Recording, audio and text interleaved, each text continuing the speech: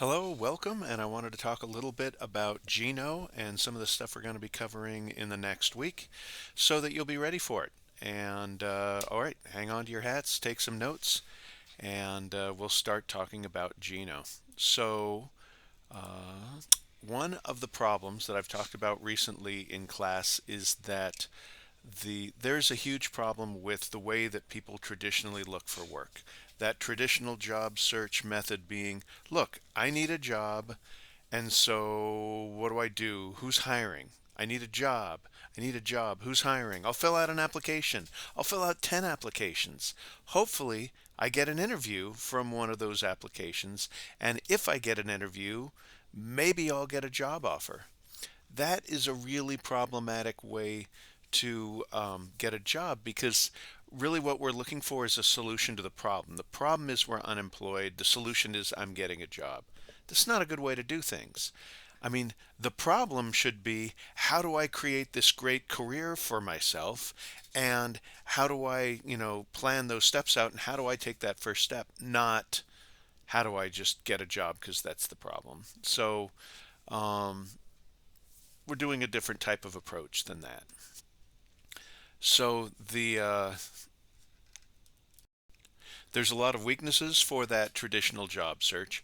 One of them is that it assumes that at the point when you need a job, that there will be a job that you want available on the market. And that assumption may or may not be right. I mean, if you're looking for a fast food role, well, cool. There's fast food jobs all the time, but that's not what we're looking for. You're looking for something that fits within your career. So, uh, I'm also assuming that if you are looking for a job, that you need something like now. And a traditional job search tends to not work very quickly, where the genotype job search tends to work fairly quickly and efficiently. So let's skip forward to the application part. The idea that you would compete for a job through filling out an application. I mean, what's really on an application? Your name, your address, your phone number, and your past work, and maybe the education that you've had. How is an employer supposed to make a judgment about you based on some very limited vital statistics, some jobs that you've had, the fact that you're a Columbia College student? That doesn't market you very strongly. What markets you strongly is face to face interactions. Hence, that's why we're doing the Geno approach. Um, I mean, imagine if you were if you were online dating and your personal profile said, I'm a 40-year-old male seeking a partner. I like friendly, happy people, and I'm interested in a short term or long term relationship. Okay, that tells the person absolutely nothing in that you are just as generic as possible. So, doing an application as a way to be able to get into a job is really not an effective way, especially if there's competition. If you're the only one applying for that job, great. Then maybe it'll work. But if there's 20 people who are applying for that job and the only thing that they're going to look at is your job application, that is terrible odds. I don't like competition. I'm a wimp. I like making sure that I'm the only one competing for the job and therefore there is no competition, and I get it. So that's another weakness of a traditional job search. And then you get to the interview. I mean, okay, an application is already a really bad way to look for a job. How about the interview? You've got 15 to 20, 30 minutes to be able to show that person that you're the best person ever for that job. Wow. You'd think you'd really practice for that kind of an occasion, right? You'd think you would give it your all. You'd think you'd be practicing for 2 weeks, an hour a day before walking into that job interview. Right? Most people do not practice for job interviews. 95% of the people who go into a job interview haven't practiced at all or anything really meaningful. And so that's actually really cool for you. You can depend on the fact that if you're in a competitive interview situation and 19 out of 20 people who are walking into that competition haven't practiced at all, and you are actually very well prepared, well, you've just given yourself a 20-foot advantage on the rest of your competition. So that's great. But even if we do practice a lot, we might still get some nerves. That doesn't bode well for us. So I'm saying not only is the application a terrible way to get an interview is a terrible way to get a job. I know it's traditional. I know that there's some situations that you will need to go through an interview no matter what. I'm just not saying it's a keen idea. All right. So here's another weakness of traditional job search. You are not in the position of power. I mean, yes, you have the power to decide who you apply to. And that's pretty much and you have the power to decide whether or not you're going to accept a job that's offered to you. That's pretty much where your power ends. Do you have power over whether you get an interview? Not really. I mean, the only thing you can do is the best application job you can. Do you have power over who selects you after an interview? Well, a little bit. You can practice a lot, and that's some power, but eventually you're in a competition and you have a limited amount of power with this. So that's a really, really, really, really weak way to get a job, is that traditional way that most people, I would say 90% of people who get employment, go through the traditional route of employment. And if you've had a job in the past, it's probably been you too. So what we're doing in the Guide 1 class is called the GINO approach. And anytime you say, well, I have a question about this application, I'm going to be like, whoa, are you submitting an application for a job that you haven't already done informational interviews with? How does this job relate to your career plan that you've put together?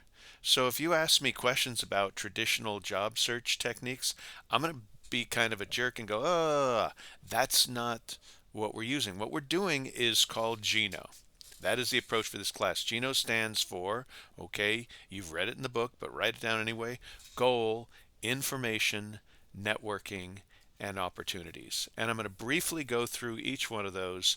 And then next week, when I come back, we'll go into great depth on this. So, the first number one here is goal.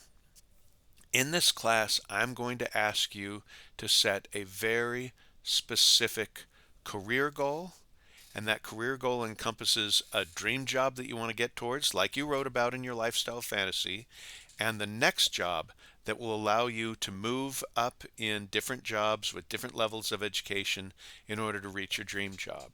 So I'm going to ask you to actually make that a thing, to establish a plan for yourself where you know exactly which direction you're going in. Why is that important? Well, for several reasons, and we'll talk about this in more depth, but when you establish a specific job goal, one thing you do is eliminate 24,999 other goals. It's kind of like getting married. When you get married to one person,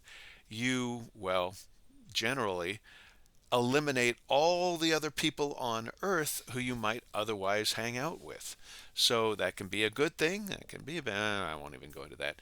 So the idea is that you will be able to eliminate all the other noise that might be pulling you in different directions. And the other good thing about establishing a clear goal is that you are able, like a sniper, you're able to focus all of your time, all of your attention, all of your efforts to achieve that one goal. That doesn't mean that you can't look at other stuff, but at least you've established that one goal, so you've got a focal point for all of your energy and your activities that are going to help you get this. So having the G goal in GINO is a really important thing, and don't worry, we'll go into much more depth about that. The I in GINO talks about getting information. We're going to get information in different ways. We're not going to go to the library and read books on our goal. I mean, you can do that. That's fine. Not very many people do that because it's not very exciting. I want you to engage in career development activities that are going to be fun and exciting. And one of those is going to be doing informational interviews. What's an informational interview? An info interview is where you are having a conversation with the person who's already got the gig that you want. Meaning if you dream about being a nurse, the first thing you should be doing is sitting down and having lunch with a whole bunch of nurses and trying to get information from them. Like, what's their job like? How did they get into it? How difficult was it to be able to get into that job? What are some of the great things about that job? What are some of the lousy things about that job? You want to be able to engage that nurse in a conversation where they give you so much information about the field of nursing that your brain is 10 times bigger than it was when you walk out of that conversation. And that's just one conversation.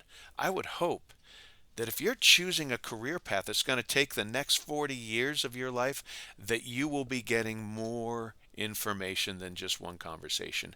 I want you to date that career. You want to date that career so many times that you know all about that career before you get married to that career. Okay, there's a better analogy. So, informational interviews is where you talk to people who have the job that you want. And you're going to find out everything you can from a biased source. You want biased sources for this. You want to talk to people with strong opinions. Lots of different people with lots of different strong opinions. And we will go into great depth and we'll practice informational interviews as we move along. So information, the G goal, I information. Under information, we got informational interviews, and we also have job shadowing. It's not enough just to talk to a person about the job that they do. It's really helpful to be able to go out there and watch a person do the job that they do. Because the idea that we have in our head about a job may not reflect the reality. I mean, I often use crime scene investigation as an example. If the only thing you know about the field of crime scene investigation is watching 428,000 episodes of CSI, you'd probably get the impression that crime scene investigation is done by cops who wear guns, who solve crimes, who use all kinds of cool chemistry and biology tricks to be able to save the world. Is that a real depiction of what a crime scene investigator is? No, probably not. A crime scene is run by law enforcement, but the actual technicians that do the investigation, they do stuff like this. They get a piece of tape and they put the tape on carpet fiber and they log that carpet fiber into their book. And they do that about 50 times. And they gather all kinds of trace evidence and they log in that trace evidence. And that trace evidence may or may not be used in a trial, but you have to be perfect every time because if it is used in a trial, it can't be faulty. Otherwise, your case gets thrown out. So the job of crime scene investigator is actually probably a little bit more boring than you thought it would be. And that's okay. It's still a cool job. And occasionally you can do some pretty cool stuff. But you have to have realistic expectations of what a career is like before you move into the jobs related to that career. And that's why you do job shadowing. And job shadowing is really simple. Job shadowing is where you simply, and often it's the same person who you've done an informational interview with because you've already got a relationship with that person. And you follow them on their job for a day. You basically shadow them. You're their little shadow. You don't ask them questions. You don't engage them in conversation. You got to let them do their job, unless, of course, they engage you in conversation, and that's fine and dandy. You watch the meetings that they're in on. You listen to the phone calls that they're in on. I don't mean tapping their phone, but you're in the room. You're essentially a fly on the wall, and you get to experience a day in the life of that person who has the job that you want so much. I was really lucky in that before I knew what a job shadow was, I spent a whole week shadowing a teacher for fifth grade deaf and hard of hearing kids. And I mean, that was a pretty big commitment. I was sitting in the back of the room. I watched him teach. During recess, I had to go and hang out and play with the kids and play basketball and stuff like that. But all I did was watch him work for a week. And I came to a conclusion after that week. I do not want to teach fifth grade kids. Fifth grade kids are crazy and hard to deal with, and I'm just not into that age. And I'm not into kindergarten. I am into college, and I have taught deaf kids in college and high school, but oh my gosh, not fifth grade.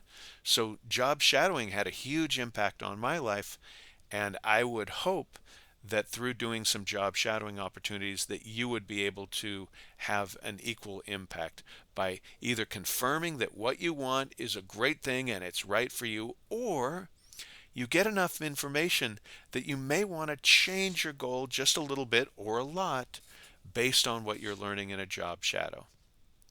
All right, so under I, we've got job shadowing and we've got informational interviews. We're going to go for the third bit of information, and that's internships, or sometimes they're called job tryouts.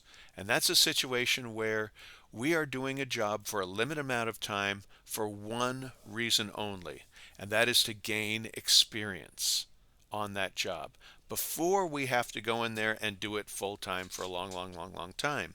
We're going to get enough experience that we become very viable candidates. And doing an internship is generally a longer term situation. Most people do an internship for a semester, a half year, and in some situations, maybe it would be appropriate to do it for a year. Sometimes internships are paid, those are good ones, and sometimes they're unpaid. And sometimes the unpaid ones are better than the paid ones because it gives you more freedom to learn. You've got a wider lens that you're going to be learning from because you're not fulfilling some specific job duty. So don't worry too much about looking at internships that are unpaid. But hey, if they're paid, Hetch Hetchy pays gobs of money for their watershed monitor interns. So, if they're going to pay you money, great. But remember that the primary goal of an internship is to gain experience in the field so you become an even more viable candidate for the higher level positions. Now, a short-term version of an internship would be a job tryout, and that's an arrangement that could last a day or two or maybe as much as a week, but it's definitely a shorter term arrangement than an internship. And that would be for more entry level type work. So, for instance, if you were a culinary student and you wanted to be a chef's assistant for a short period of time, you'd work out a deal where I will work with this chef. I won't get paid, or maybe I'll get paid but very little, and I will spend a week assisting the chef in what they're doing so that you can get a pretty good idea of what that job is like. So it's kind of like a job shadow, but it's hands-on. Instead of just being the fly on the wall, you're the person on the ground doing the work. So informational interviews, job shadowing, job tryouts and internship, those all are ways that we're going to gather information about our job goal and our career. Okay, we've got G, goal, information. Now we're going to hit N, network. Networking is where you're an outsider right now. You're not in the field yet. You don't know everyone. You don't know everything. You want to become an inside person, and you do that through networking. Networking is the act, making a physical piece of paper or a computer document of people, places, and things. The people are the people who do the job that you want, or the people who supervise the job that you want. We want to know who those people are who are in the field. What are we going to do with those people once we got their name on a list? Huh? We're going to do informational interviews with them. We're going to shadow them. We might even work for them. So the names of those people are very important. We got their names, their phone numbers, their emails. We want to be able to connect with those people and put them on our career team. The other thing we're going to do is we're going to start to create a list of places. These are places where I want to work in my field. I do not care if they're hiring or not. As a matter of fact, I'm not even interested in those places if they're always hiring. Because you know what? If they're always hiring, that means people are leaving just as fast. I don't know if I want to work in that place. So I'm going to create a list of places where I want to work in the geographical areas that I'm willing to work. Now, I'm not going to look for a job opening in Tucson, Arizona, if I'm not willing to live in the hotbed of America all year round. Yeah, not interested in that. I'm going to pick places in Northern California where I want to work, and that's going to be on my network. So I got the people who I want to work for. I got work with, or the people who do the job that I want. I got the places where I would want to work. And the third part of my network is things. You got people, places, things. It's like they're nouns. Things that aren't people and aren't places, like what are memberships and associations I need to belong to in this field? Where are the conferences and the training opportunities? What are the websites that I need to be familiar with and check all the time?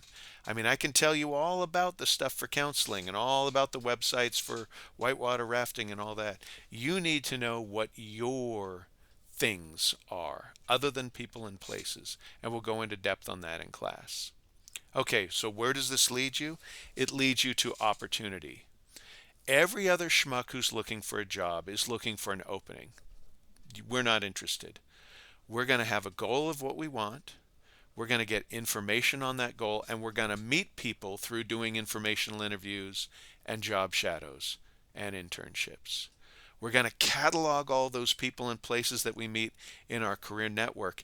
And because of those activities, we're going to run into job openings. Now, the chances are, if you start doing this on a regular basis, people will reach out to you and grab you and pull you into a job because they see an opportunity in you. That's what you want. You've bypassed applications, resumes, and job interviews. This is what we want. We don't want to compete. We are lazy. We're going to do it on our terms. We're going to plan our career. That's GINO, goal, information, network, and that leads to the opportunities from all those activities. And again, we'll talk about this in depth next week, and thanks for listening.